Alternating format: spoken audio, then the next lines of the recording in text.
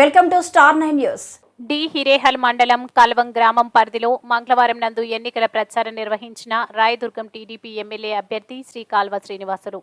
D Hirehal మండలం కల్వం గ్రామ పరిధిలో ఎన్నికల ప్రచారం నిర్వహించిన రాయదుర్గం టీడీపీ ఎమ్మెల్యే అభ్యర్థి శ్రీ కాల్వ శ్రీనివాసులు మాట్లాడుతూ కళ్యాణ్ గ్రామంలో సైకిల్ గుర్తుకు ఓటు వేయించి అత్యధిక మెజార్టీతో గెలిపించాలని విజ్ఞప్తి చేశారు. ఈ కార్యక్రమంలో మండల కన్వీనర్ యు హనుమంతరెడ్డి, మాజీ సర్పంచ్ కళ్యాణ్ తిప్పేస్వామి, కేపీఎస్ సోమనగౌడ, కాదలూరు మోహన్ రెడ్డి, లాయ రామకృష్ణ, మొరడి గంగాధర్, మొండి మల్లికార్జున, జి తిమ్మారెడ్డి మరియు నాయకులు, కార్యకర్తలు తదితరులు పాల్గొన్నారు. మళ్ళా మీరు గెలవాలా, చంద్రబాబు నాయుడు గారు ముఖ్యమంత్రి కావాలని ఆశీర్వదిస్తా ఉన్నారు, అభిప్రాయపడతా ఉన్నారు. కాబట్టి ప్రజాబలం మా వైపు ఉంది. ప్రజలందరూ మాకు బాసటగా నిలుస్తూ ఉన్నారు. ఈరోజు చూశారు మీరు రాయదుర్గం నియోజకవర్గం హిరేహాల్ మండలం కళ్యాణ గ్రామంలో తండోపతండాలుగా ప్రజలు వచ్చి మమ్మల్ని ఆశీర్వదించే పరిస్థితి మీరు కళ్ళారా చూశారు. అంటే అన్ని వర్గాల ప్రజల్లో, ముఖ్యంగా మహిళల్లో, యువకుల్లో, రైతుల్లో, వ్యవసాయ కూలీల్లో, బీసీల్లో, దళితుల్లో అత్యధికంగా చంద్రబాబు నాయుడు గారి నాయకత్వం పైన మొగ్గు అధికమైంది. చంద్రబాబు ఉంటేనే రైతులకు, వ్యవసాయ కూలీలకు న్యాయం జరుగుతుందని నమ్ముతా ఉన్నారు. మేమిచ్చిన సూపర్ 6 పథకాలు ఏవైతే ఉన్నాయో, 18 ఏళ్ళు నిండిన ప్రతి మహిళకు 1500 రూపాయలు నెలకిస్తామని చెప్పాం.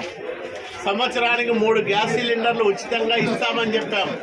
ఎంతమంది పిల్లలుంటే అంతమందికి తల్లికి వందనం పేరుతో సంవత్సరానికి 15,000 రూపాయలు ఆ కుటుంబానికి ఇస్తామని చెప్పాం. ఇవన్నీ కూడా మాకు పెద్ద వరాలుగా మారాయి. ప్రజలు పెద్ద ఎత్తున వీటన్నిటిపైన సానుకూలత వ్యక్తం చేస్తూ ఉన్నారు.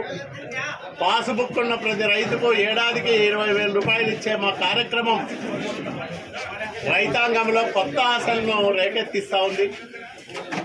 బీసీలకు ప్రత్యేక రక్షణ చట్టం తీసుకురావడం, దాంతోపాటు నిరుద్యోగ యువకులకు 3,000 రూపాయలు వృత్తి ప్రతి నెల ఇస్తామని చెప్పడం, ఇవన్నీ మాకు కలిసి వచ్చే అంశాలు. ఒకవైపు జగన్మోహన్ రెడ్డి అరాచకం, విధ్వంసం, ఇక్కడ రాయదుర్గంలో అవినీతి, అసమర్థ పరిపాలన. నా ప్రత్యర్థి మెట్టు గోవింద్ రెడ్డి ఏమీ చేతగాని వాడు, ఒక అసమర్థుడు, ఏమీ చేయడం తెలియనివాడు, ప్రభుత్వం ఎట్లా నడుస్తుందో కూడా కనీస పరిజ్ఞానం లేనివాడు, ఒకసారి ఎమ్మెల్యే, ఒకసారి ఎమ్మెల్సీ, 3 ఏళ్లుగా ఏపీఐసి చైర్మన్గా ఉంటే ఒక్కటంటే ఒక్క పని కూడా చెయ్యనివాడు, ప్రజల దగ్గరికి వెళ్ళడానికే మొహం చెల్లనివాడు నాకు ప్రత్యర్థిగా తగలబడినాడు. కాబట్టి అతని వల్ల ఏమీ అయ్యేది లేదు, జరిగేది లేదు, ఒరిగేది లేదని ప్రజలందరూ కూడా బాధపడతా ఉన్నారు. కాబట్టి మా మెజారిటీ 50,000కు ఎటువంటి పరిస్థితుల్లో తగ్గదు. ఖచ్చితంగా అత్యధికమైన మెజారిటీతో రాయదుర్గం